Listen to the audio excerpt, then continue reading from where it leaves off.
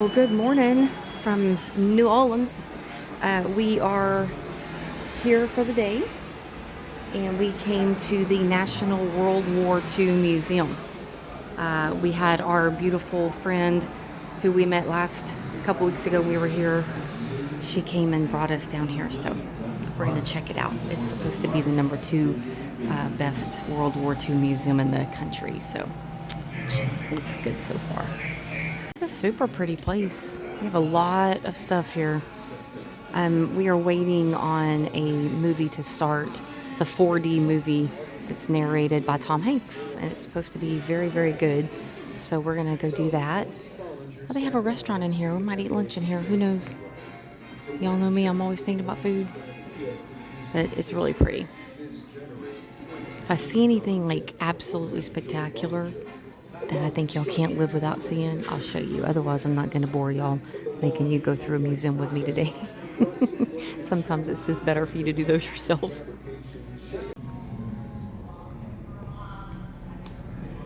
They have some huge airplanes in here.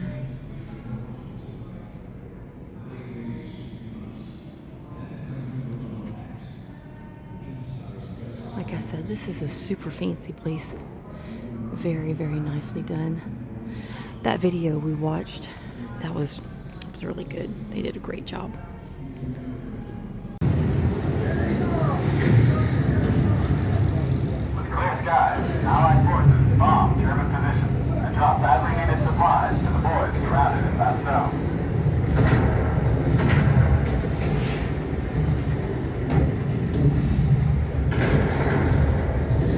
Look at that. So we've got truffled fries and a really fun drink. And what was that? What was this? Short ribs? Short ribs, yeah, short ribs. He's looking at me all crazy. We're eating at the restaurant. Go ahead, Sean. We're eating at the restaurant here at the museum. So super nice. It looks really good. It's just like the one on Titanic. If it had the little handle, I was going to pull it, but there's not one. The Battle of the Dang it. Coral Sea is a costly tactical victory for the This Japanese. exhibit is not about the Titanic, by the way. It is about The United States and Tokyo Japan's relentless in World advance War in the II. South Pacific. The question remains. I'm telling you guys, it's like being at Disney. Very, very cool.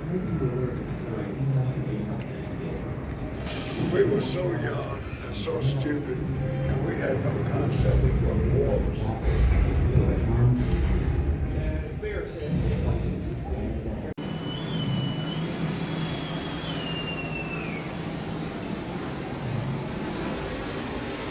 It's been a really cool day. We learned a lot. I know a lot now about the war. Sean has really enjoyed today. You can see the outside of this building. I highly recommend it. So this is actual pieces of the wall that they brought over from, I guess they called it the Atlantic Wall that the Germans built going down the coast. You can see. But this was a really good experience. Like I said, I highly recommend coming here. It's a very touristy thing to do, but it was absolutely wonderful. Sean, you said this was the second best or largest? It was great. The second best one in the United States. Second best World War II museum in the United States. That motorcycle needs to get on out of my video. Okay, we're just waiting on our ride. Our lovely friend is going to come back and pick us up and take us to the boat. Back to the boat. We have decided, and I'm sure the captain would be okay with me telling. Well, maybe we'll do a little video later and tell y'all what's up. But we've made a decision on how we're going to get back to Texas and what we're going to do if the lock is opened or not opened. Okay, so stay tuned. Okay, guys, our YouTube friends. Okay, so, Captain.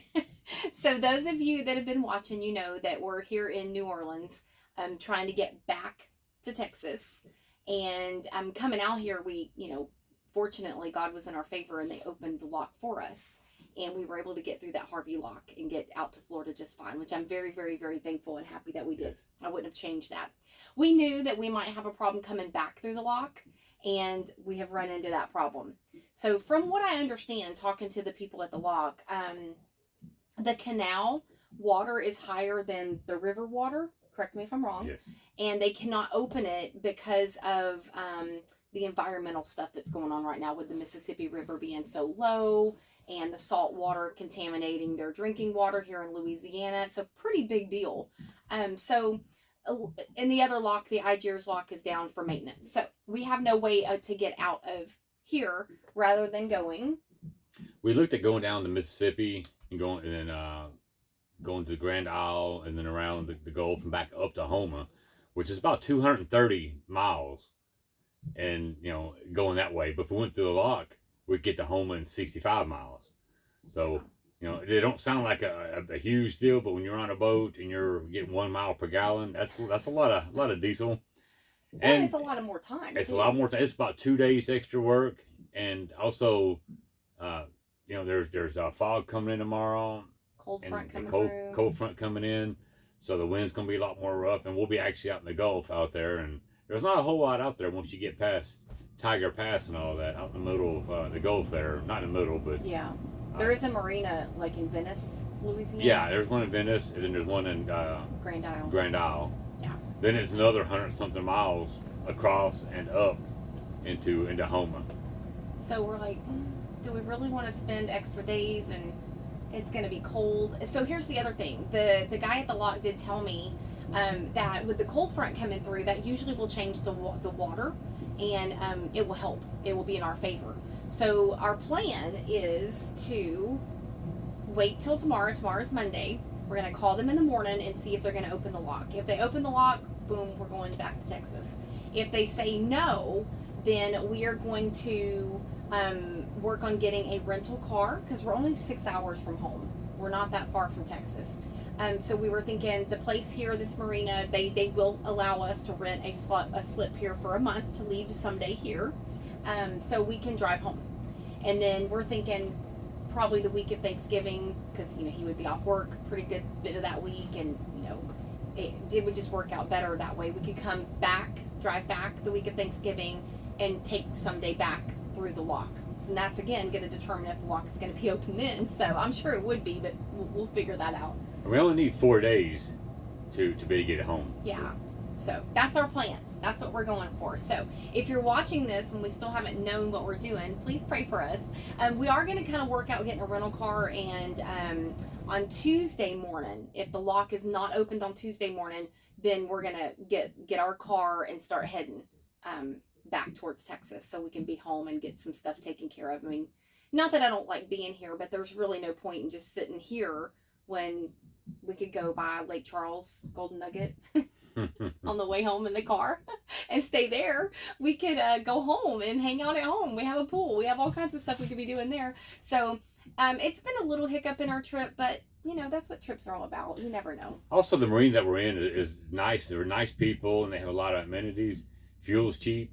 The only issue we're having in this location is we're in an industrial area, so there's nothing for miles, except for industry. There's warehouses and everything else, but there's nowhere to ride our bikes to. There's one little restaurant up the way we could take our dinghy to, but that's it. There's nothing else to see or do unless you get an Uber, and it's $30 one way and $30 back. Yeah. So you don't want we kind of limit our where we're going, so that's definitely an issue. But today was fun. We did have a good day. That museum was very cool. You should go check it out, and the restaurant there was amazing. So okay guys, well, we'll keep you updated. Sorry our videos are kind of like not a whole lot going on, but there's really not a whole lot going on. We're cleaning, washing clothes, getting computer work done. So we appreciate you guys watching, and send us any kind of prayers. If you know a secret way out of the Mississippi back into the ICW going west, tell me, and we would gladly take you up on that. All right, guys. So these people are super, super friendly, and I just want y'all to see they have a kitty cat for all my cat friends. You see that black cat sitting in the middle of that sailboat? So we talked to them today, and we're telling them our dilemma about, trying to get out of here. And they're very, very sweet. He said that he's lived on that boat. They're liveaboards. I want to say he said that he's lived there for like maybe 5 years. And they're going to wait till this cold front that's about to happen blows through. And then they're going to take their sailboat down, I believe down the Mississippi into the Gulf. He just got a water maker, woohoo. And yeah, he was telling us all about all the stuff. So super, super sweet people. But we're just hanging out tonight after a long day at the museum, just chilling. I just made dinner. I grilled on the grill like a good wife would. And we're just gonna hang out here tonight and just relax and enjoy the nice weather.